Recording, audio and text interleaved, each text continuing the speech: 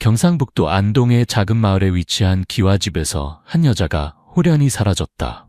혼례를 올린 지 겨우 나흘째 되는 아침이었다. 김수진, 26살. 부산대학교 회계학과를 졸업하고 부산에서 직장 생활을 하던 그녀는 선보기를 통해 만난 이민우와 결혼했다. 민우는 31살로 안동에서 대를 이어 한옥 건축업을 하는 집안의 외아들이었다. 혼례식은 소박했다. 화려한 예식장 대신 집 마당에서 전통 혼례를 올렸다.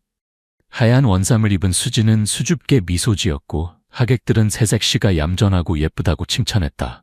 하지만 나흘 후 아침, 수진은 흔적도 없이 사라졌다. 방 안은 깔끔했다. 침대는 정돈되어 있었고 베개는 가지런히 놓여 있었다. 문 앞에는 수진이 신던 꽃무늬 슬리퍼가 나란히 정렬되어 있었다. 세면대에는 아직 물기가 마르지 않은 수건이 걸려 있었고 휴대폰은 침대 옆 콘센트에 충전기가 꽂힌 채 그대로 있었다. 창문은 안쪽에서 잠겨 있었다. 옷장 안의 옷들도 그대로였다. 화장품, 액세서리, 심지어 지갑까지 모든 것이 제자리에 있었다. 사람만 없을 뿐이었다. 분명 도망간 거야. 시어머니 박정숙이 단호하게 말했다. 요즘 젊은 것들이 다 그래. 조금만 힘들어도 금세 포기하지. 시집살이가 힘들다고 새벽에 몰래 나간 게 틀림없어. 60이 넘은 박정숙은 이 동네에서 손꼽히는 엄격한 시어머니로 소문났다. 며느리 교육에 일가견이 있다며 주변 안악들에게 자랑하곤 했다. 가족들은 모두 그녀의 말에 고개를 끄덕였다. 민우도 별다른 반응을 보이지 않았다. 그저 그럴 리 없는데 라고 중얼거릴 뿐이었다. 하지만 한 존재는 달랐다. 백설. 집에서 키우는 7살 된 암컷 진돗개는 그날부터 이상한 행동을 보이기 시작했다. 백설은 순백색 털을 가진 아름다운 진돗개였다. 민우가 어렸을 때부터 키워온 개로 가족들에게는 친숙한 존재였다. 평소에는 조용하고 온순한 성격이었지만 수진이 사라진 그날부터 완전히 달라졌다. 아침 일찍부터 백설은 2층으로 올라가는 나무 계단 아래에 자리를 잡고 앉았다. 평소 좋아하던 뼈다귀를 가져다줘도 거들떠보지 않았다. 밥그릇에 사료를 가득 채워줘도 몇 입 겉핥기만 할 뿐이었다. 오후가 되면 백설은 낮은 울음소리를 내기 시작했다. 끙끙하며 목구멍 깊은 곳에서 나오는 신음 같은 소리였다. 그러다가 저녁 무렵이면 계단을 향해 앉은 채로 고개를 들고 길게 울어댔다. 아웅! 진돗개 특유의 길고 구슬픈 울음소리가 고택 전체에 울려 퍼졌다. 마치 주인을 그리워하는 충견의 애절한 부름 같았다. 시끄러운 개 같으니. 박정숙이 비가 나와 백설에게 소리쳤다. 주인이 도망간 걸 모르나? 그만 울어. 하지만 백설은 꿈쩍도 하지 않았다. 오히려 더 간절한 눈빛으로 2층 방향을 응시했다. 누군가 그곳에서 내려오기를 기다리는 것처럼. 민우가 나서서 백설을 달래려 했다. 백설아, 그만해. 수진이는 이미 갔어. 하지만 백설은 민우의 손길도 거부했다. 평소라면 꼬리를 흔들며 좋아했을 텐데 이번에는 고개를 돌려버렸다. 밤이 되면 백설의 울음은 더욱 애절해졌다. 새벽 3시경이면 어김없이 하늘을 향해 길게 울부짖었다. 그 소리는 온 동네에 울려 퍼져 이웃들까지 잠에서 깨어날 정도였다. 저 개 때문에 잠을 못 자겠어. 이웃집 할머니가 담장 너머로 불평했다. 주인이 없어진 걸 알고 있는 것 같은데 왜 저렇게 계속 우는 거야? 박정숙은 면목이 없었다. 곧 조용해질 거예요. 며칠만 참아주세요. 하지만 백설의 울음은 계속되었다. 그리고 점점 더 처절해졌다. 수진이 사라지기 전 그녀의 모습을 되돌아보면 여러 단서들이 있었다. 결혼 전 수진은 활발하고 명랑한 여성이었다. 대학에서는 학생의 활동을 했고 직장에서도 인정받는 능력 있는 회계사였다. 친구들에게는 항상 긍정적이고 유쾌한 모습을 보였다. 하지만 안동으로 시집 오면서 그녀는 급격히 변했다. 첫날부터 박정숙은 수진에게 엄격한 규칙들을 제시했다. 우리 집은 전통을 중시하는 집안이야. 며느리로서 지켜야 할 도리가 있어. 새벽 5시 30분에 일어나 시부모님께 문안 인사를 드리고 아침 식사를 준비해야 했다. 식사 후에는 설거지와 청소, 빨래가 기다리고 있었다. 오후에는 시어머니의 심부름과 마당 청소, 저녁에는 다시 저녁 식사 준비와 뒷정리. 시댁살이가 다 그런 거야. 참고 견뎌야지, 박정숙이 말했다. 요즘 젊은 것들은 너무 편하게 자라서 고생을 모르니까. 수진은 한마디 불평도 하지 않았다. 하지만 날이 갈수록 그녀의 얼굴에서 웃음이 사라져갔다. 민우는 아침 일찍 나가서 저녁 늦게 들어오는 생활이었다. 집에서는 피곤하다며 대화를 별로 하려 하지 않았다. 부부만의 시간이라고는 잠자리에서 나누는 몇 마디가 전부였다. 회사 일이 많아서 피곤해. 이해해줘. 민우의 변명이었다. 수지는 점점 말수가 줄어들었다. 처음에는 시어머니와 대화를 시도해봤지만 돌아오는 것은 훈계뿐이었다. 말대꾸하지 말고 시키는 대로 해. 그게 며느리 도리야. 너 같은 도시 출신들은 농촌 생활을 모르니까 다 가르쳐줘야 해. 시집 왔으면 시집 식구들 성격에 맞춰야 하는 거야. 혼례 사흘째 되는 날, 수지는 친정어머니에게 전화를 걸었다. 엄마, 나 괜찮아요. 시댁분들이 잘해주세요. 하지만 어머니는 딸의 목소리에서 무언가 다른 것을 느꼈다. 수진아, 힘들면 언제든 집에 와. 알았지? 네, 엄마. 저 정말 괜찮아요. 그게 수진이 친정과 나눈 마지막 통화였다. 수진이 사라진 날 아침의 상황을 자세히 살펴보면 이상한 점들이 많았다. 평소와 같이 새벽 5시 30분에 일어난 수진은 시부모님께 문안 인사를 드리고 아침 식사를 준비했다. 메뉴는 흰쌀밥, 된장찌개, 김치찌개, 나물 반찬들이었다. 아침 식사 시간, 분위기는 평소보다 더 무거웠다. 박정숙이 계속 수진을 재려보며 불만을 표했다. 밥이 너무 되었어. 물 조절을 제대로 못하니? 김치찌개도 싱거워. 맛을 보고 요리하는 거야. 안 하는 거야? 수진은 고개를 숙이고 죄송합니다라고만 대답했다. 식사 후 설거지를 마친 수진은 시어머니에게 말했다. 어머님, 머리가 좀 아파서 잠시 방에서 쉬었다가 오겠습니다. 박정숙은 못마땅한 표정을 지었다. 벌써 피곤하다고? 아직 하루도 제대로 안 지났는데? 요즘 젊은 것들은 정말. 수진은 더 이상 대답하지 않고 2층으로 올라갔다. 그때 시각이 오전 9시 30분경이었다. 그리고 그것이 가족들이 수진을 본 마지막이었다. 점심시간이 되어도 수진이 내려오지 않자 박정숙이 민우에게 말했다. 저 애 좀 깨워서 점심 준비하라고 해. 민우가 올라가서 방문을 두드렸다. 수진아, 점심 준비해야지. 대답이 없었다. 문을 열어보니 방은 비어 있었다. 깔끔하게 정리된 방, 가지런히 놓인 슬리퍼, 충전 중인 휴대폰. 하지만 수진은 없었다. 이상한 것은 창문이었다. 2층 창문은 안쪽에서 완전히 잠겨 있었다. 밖으로 나갔다면 이렇게 잠글 수 없었다. 민우는 집 안 곳곳을 찾아봤다. 화장실, 창고, 마당, 심지어 대문 밖까지. 하지만 수진의 흔적은 어디에도 없었다. 분명 도망간 거야. 박정숙의 결론이었다. 새벽에 몰래 나간 거지. 요즘 젊은 것들이 다 그래. 하지만 이상한 점이 있었다. 수진의 모든 소지품이 그대로 있었던 것이다. 지갑, 신분증, 카드, 심지어 현금까지. 그리고 옷까지도 하나도 없어지지 않았다. 도망간다면 최소한 필요한 것들은 가져갔을 텐데. 그리고 무엇보다 백설의 반응이 이상했다. 수진이 사라진 지 일주일이 지났지만 백설의 행동은 더욱 기이해졌다. 평소 백설은 집안 어디든 자유롭게 돌아다녔다. 마당에서 뛰어놀기도 하고 부엌에서 음식 냄새를 맡기도 했다. 하지만 수진이 사라진 후부터는 오로지 한 곳에서만 머물렀다. 계단 아래. 그것도 정확히 2층으로 올라가는 계단의 첫 번째 계단 앞이었다.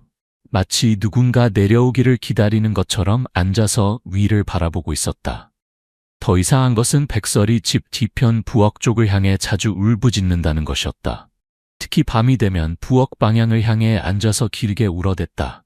저 개가 왜 저러는 거야? 민우가 의아했다. 부엌은 전통 한옥 구조로 본체에서 약간 떨어진 별채 형태였다. 조리와 식사 준비를 하는 공간이었는데 그 뒤편에는 오래된 창고가 있었다. 그 창고는 오랫동안 사용하지 않는 곳이었다.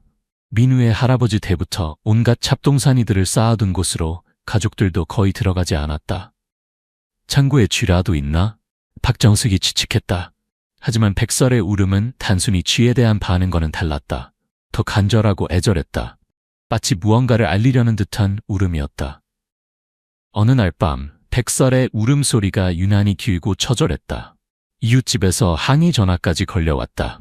도대체 저 개는 왜 저러는 거예요? 이러다가 신고하겠어요. 박정숙은 화가 났다. 빗자루를 들고 나가서 백설을 위협했다. 조용히 안 해? 이웃 피해주지 말고. 하지만 백설은 물러서지 않았다. 오히려 더 큰 소리로 울어댔다. 그리고 놀랍게도 부엌 뒤편 창고 방향으로 뛰어가더니 거기서 땅을 파기 시작했다. 뭐 하는 거야? 저 개가? 민우가 따라가서 보니 백설이 창고 벽 쪽을 계속 핥히고 있었다. 발톱으로 벽을 긁으며 낑낑거리고 있었다. 벽을 자세히 보니 이상한 점이 있었다. 다른 부분과 달리 한 부분만 시멘트가 새 것처럼 보였다. 색깔도 약간 달랐다. 왜 여기만 시멘트가 새 거지? 민우가 중얼거렸다. 그날 밤부터 백설은 아예 그 창고 앞에서 살다시피 했다. 낮에는 벽을 핥히고 밤에는 그 앞에서 울어댔다. 수진의 여동생 김지연은 언니의 실종을 믿을 수 없었다. 23세 대학생인 지연은 언니를 누구보다 잘 알고 있었다. 언니는 절대 그런 사람이 아니야. 아무리 힘들어도 가족들에게 알리지도 않고 떠날 리 없어. 지연은 계속해서 시댁에 연락했지만 돌아오는 대답은 항상 같았다. 없어. 도망갔어. 우리도 모르니까 찾지 마. 답답한 지연은 직접 안동으로 향했다. 하지만 집 앞에서부터 차단당했다. 없다고 했잖아. 왜 자꾸 와서 귀찮게 해? 박정숙이 대문을 열어주지도 않았다. 그래도 언니 물건이라도 좀 가져가게 해주세요. 부모님이 걱정하고 계세요. 물건? 다 버렸어. 필요 없으니까. 지연은 허탈했다. 하지만 포기할 수 없었다. 며칠 후 지연은 다시 안동을 찾았다. 이번에는 가족들이 외출한 틈을 노렸다. 마을 사람들에게 물어보니 시댁 식구들이 모두 읍내에 장 보러 갔다는 정보를 얻었다. 조심스럽게 집에 들어간 지연은 언니의 방으로 향했다. 방은 깨끗했지만 뭔가 이상한 냄새가 났다. 축축하고 비린내 같은 냄새였다. 침대 주변을 살펴보던 지연은 이상한 것을 발견했다. 침대 아래 나무 판자 중 하나가 다른 것들과 미묘하게 다른 색깔이었다. 조심스럽게 판자를 들춰보니 그 아래에서 무언가 나왔다. 피가 묻은 천조각이었다. 너무 많은 양의 피였다. 생리혈이라고 하기에는.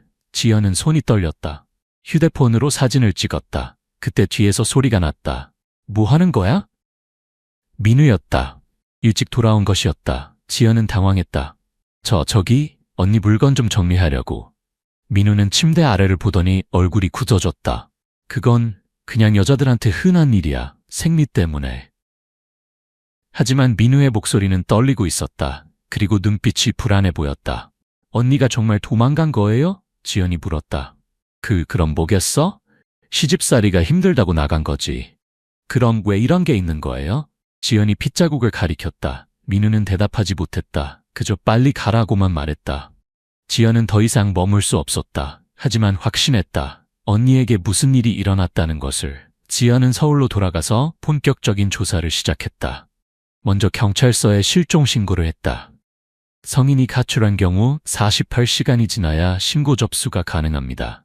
그리고 가족의 의사에 반해서 찾는 것은 가족이 아니라 시댁이에요. 친정 가족은 찾고 있다고요. 하지만 절차는 복잡했다. 무엇보다 확실한 증거가 필요했다. 지연은 인터넷에서 실종자를 찾는 방법들을 검색했다. 그리고 한 가지 중요한 사실을 알았다. 강제 실종의 경우 반드시 현장에 단서가 남는다는 것이었다. 다시 가야 해. 지연이 결심했다. 이번에는 더 신중하게 계획을 세웠다. 밤에 몰래 들어가서 구석구석 조사해보기로 했다. 며칠 후 밤 지연은 다시 안동으로 향했다. 집 뒤편 담장을 넘어서 조심스럽게 들어갔다. 집은 조용했다. 모든 불이 꺼져 있었다. 하지만 이상한 소리가 들렸다. 끙끙. 개가 우는 소리였다. 백설이었다. 백설은 부엌 뒤편 창고 앞에 누워 있었다. 지연을 보고도 짖지 않았다. 오히려 지연을 향해 고개를 끄덕이는 것 같았다. 너도 알고 있구나? 지연이 백설에게 속삭였다. 백설이 있는 곳으로 가보니 창고 벽 일부가 다른 부분과 달랐다.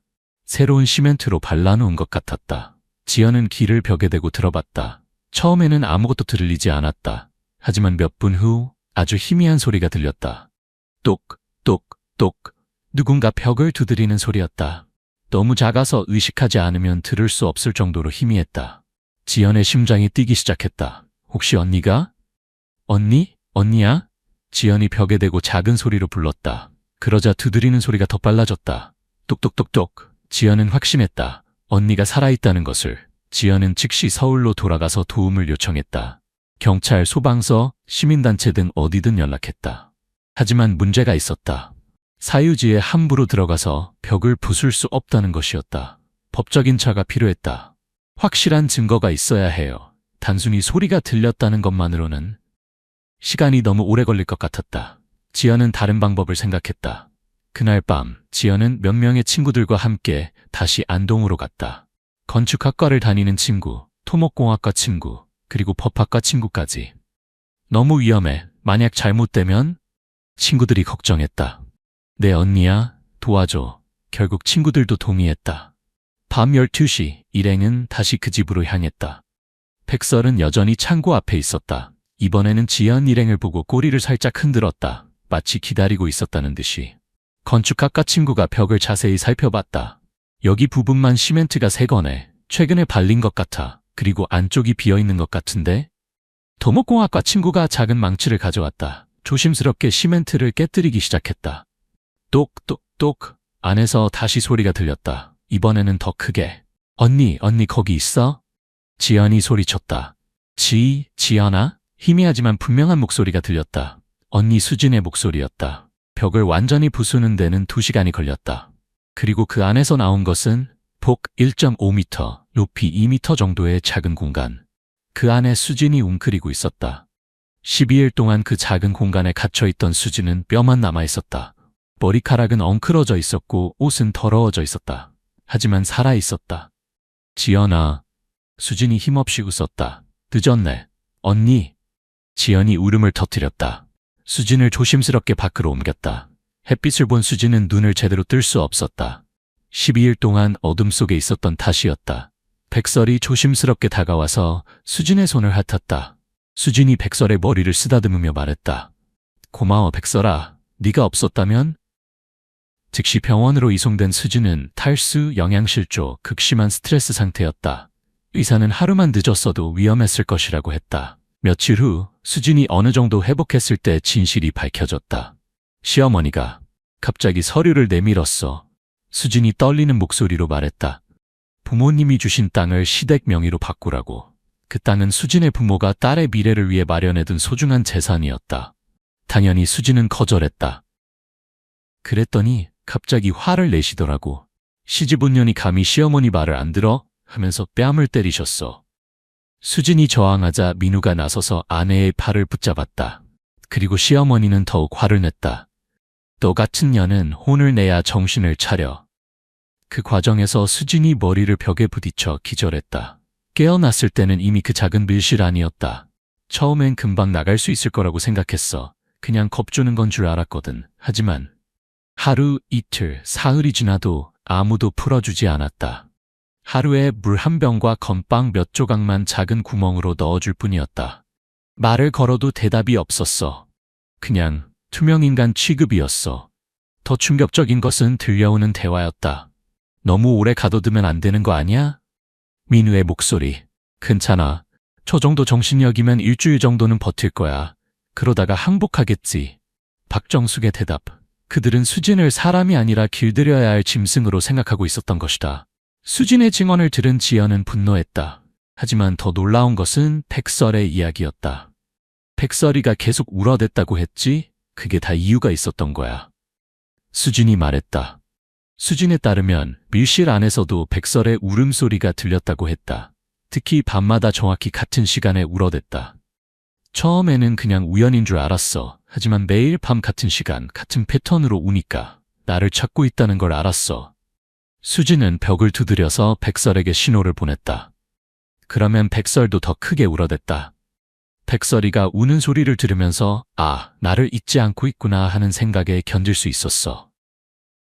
진돗개의 뛰어난 후각과 청각이 수진의 존재를 계속 감지하고 있었던 것이다. 그리고 본능적으로 주인이 위험에 처했다는 것을 알고 있었다. 가족들은 모두 내가 도망갔다고 믿었지만 백설만은 내가 여전히 집에 있다는 걸 알고 있었어. 수진의 구출 소식은 전국적인 화제가 되었다. 언론들이 앞다투어 보도했고 인권단체들이 나서서 지원했다. 박정숙과 민우는 감금, 폭행, 살인 미수 혐의로 기소되었다. 특히 박정숙은 전통적인 시집살이라며 끝까지 잘못을 인정하지 않았다.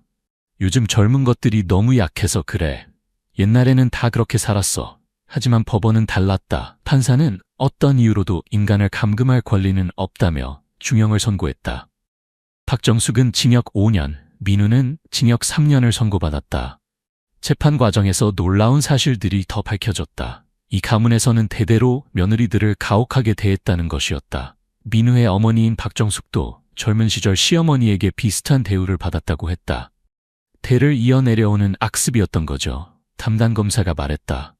재판이 끝난 후 수진은 이혼을 결정했다. 민우는 끝까지 사과 한마디 없었다.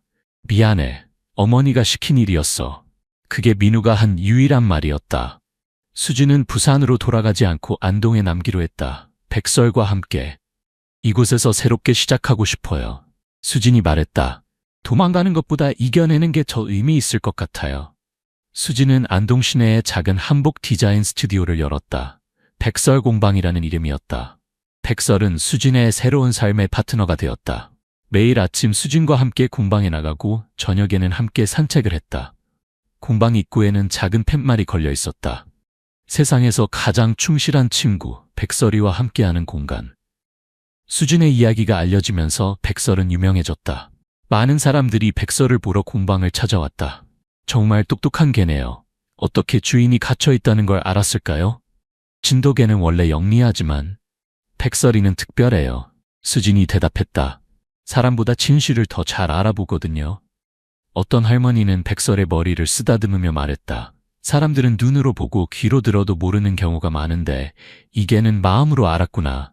백설은 이제 평화롭게 지냈다. 더 이상 밤에 울지 않았다.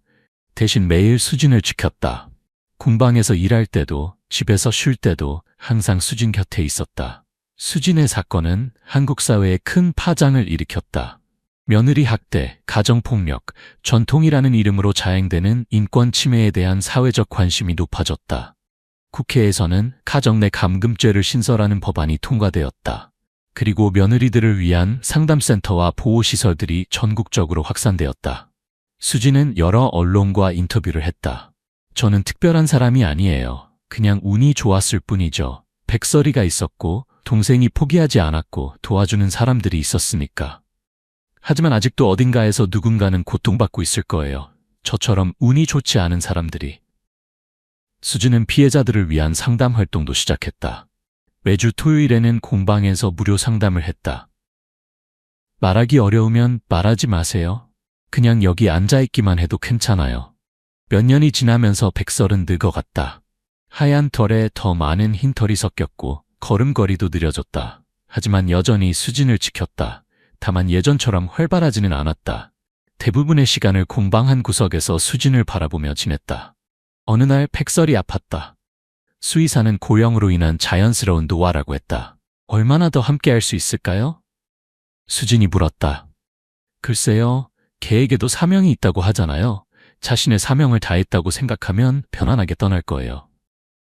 수진은 백설과 더 많은 시간을 보내려고 했다. 매일 저녁 함께 산책하고 함께 밥을 먹고 함께 잠들었다. 백설은 수진의 손을 핥으며 꼬리를 천천히 흔들었다. 마치 고마웠다고 말하는 것 같았다. 백설이 떠난 것은 어느 평범한 봄날 아침이었다. 수진의 품 안에서 편안하게 눈을 감았다. 수진은 며칠 동안 울었다. 백설이 없는 공방은 너무 조용했다. 지연이 위로하러 왔다. 언니, 백설이는 자신의 역할을 다 했다고 생각해서 떠난 거야. 언니가 이제 혼자서도 충분히 강하다는 걸 알았으니까. 수진은 백설을 공방 뒤편 작은 정원에 묻어주었다. 그리고 그 자리에 작은 비석을 세웠다. 세상에서 가장 충실한 친구 진돗개 백설, 2018년, 2025년 진실을 포기하지 않은 용감한 증인. 백설이 떠난 후에도 수진의 삶은 계속되었다. 오히려 더 의미 있는 일들을 시작했다. 수진은 가정폭력 피해자들을 위한 재단을 설립했다. 백설재단이라는 이름이었다. 백설이가 저에게 준 것은 단순히 구조가 아니었어요. 포기하지 않는 마음이었어요. 재단에서는 피해자들에게 법적 지원, 심리상담, 자립지원 등을 제공했다. 그리고 무엇보다 들어주는 역할을 했다. 누군가 당신의 이야기를 듣고 있습니다. 혼자가 아닙니다. 재단 입구에는 백설의 동상이 세워져 있었다. 많은 사람들이 그 동상을 쓰다듬으며 소원을 빌었다. 우리도 백설이 같은 친구가 있었으면 좋겠어요. 수진의 이야기가 널리 알려지면서 놀라운 일이 일어났다. 전국 곳곳에서 비슷한 사례들이 보고되기 시작한 것이었다. 저희 집 개도 그랬어요. 이웃집 할머니가 쓰러져 계실 때 계속 짖어서 발견할 수 있었어요. 우리 진돗개가 매일 밤 어떤 집 앞에서 울어대더라고요. 나중에 알고 보니 그 집에서 가정폭력이 일어나고 있었어요. 동물들의 본능적인 감각이 사람들이 놓치는 신호들을 포착하고 있었던 것이다. 수지는 이런 사례들을 모아서 책을 출간했다. 백설이 들려준 이야기라는 제목이었다. 책에는 동물들이 인간을 구한 실제 사례들과 함께 우리가 놓치고 있는 주변의 신호들에 대한 이야기가 담겨 있었다. 때로는 동물이 사람보다 더 인간적입니다. 이익을 계산하지 않고 순수한 마음으로 도움을 주니까요. 백설이 떠난 지 10년이 지났다. 수지는 이제 40이 넘었고 백설재단은 전국적인 조직으로 성장했다. 수지는 재혼하지 않았다. 제 인생에는 이미 최고의 파트너가 있었어요 라고 말하곤 했다. 대신 많은 구조견들과 함께 살았다. 특히 진돗개들을 좋아했다. 하지만 아무도 백설을 대신할 순 없었다. 어느 날 한 젊은 여성이 공방을 찾아왔다. 저 도움이 필요해요. 시댁에서. 수지는 그 여성을 따뜻하게 맞았다. 그리고 백설의 사진을 보여주며 말했다. 괜찮아요. 당신은 혼자가 아니에요. 여기 백설이도 있고 제가 있고 당신을 도울 많은 사람들이 있어요. 수진의 이야기는 단순한 실종 사건을 넘어서 현대사회의 중요한 메시지를 전달했다. 첫째, 전통이라는 이름으로 자행되는 폭력은 절대 정당화될 수 없다는 것. 둘째, 가장 약한 존재의 목소리에도 귀 기울여야 한다는 것. 셋째, 때로는 동물이 인간보다 더 순수한 마음을 가지고 있다는 것. 넷째, 포기하지 않는 사랑이 기적을 만들어낸다는 것. 수지는 강연에서 항상 이렇게 말했다. 제가 살아있는 것은 백설이 포기하지 않았기 때문입니다. 그리고 동생이 의심을 멈추지 않았기 때문입니다. 만약 주변에 이상한 신호가 있다면 그냥 넘어가지 마세요. 한 번 더 관심을 가져보세요. 그것이 누군가의 생명을 구할 수도 있으니까요. 지금도 안동의 그 마을을 지나가면 밤에 개 울음소리가 들린다고 한다. 하지만 이제는 슬픈 울음이 아니라 평화로운 울음이다. 수지는 여전히 그곳에서 산다. 백설재단을 운영하며 도움이 필요한 사람들을 돕고 있다. 그리고 매일 저녁 백설의 무덤 앞에서 이야기를 들려준다. 오늘도 누군가를 도왔어, 백설아. 너처럼 포기하지 않는 마음으로. 하늘에서 별이 떨어질 때면 어디선가 개가 짧게 짖는 소리가 들린다. 마치 백설이 잘했어라고 대답하는 것 같다. 그리고 그 울음소리는 오늘도 누군가에게 용기를 주고 누군가를 지키고 누군가의 진실을 증명하고 있다. 세상에는 말하지 못하는 고통이 있다. 하지만 진실은 언제나 어떤 형태로든 목소리를 낸다. 때로는 개의 울음소리로, 때로는 용기 있는 사람의 행동으로. 중요한 것은 그 목소리를 듣는 것이다. 백설처럼 끝까지 포기하지 않는 것이다. 가장 작은 울음소리도 놓치지 말아라. 그 속에 누군가의 인생이 담겨 있을지도 모르니까.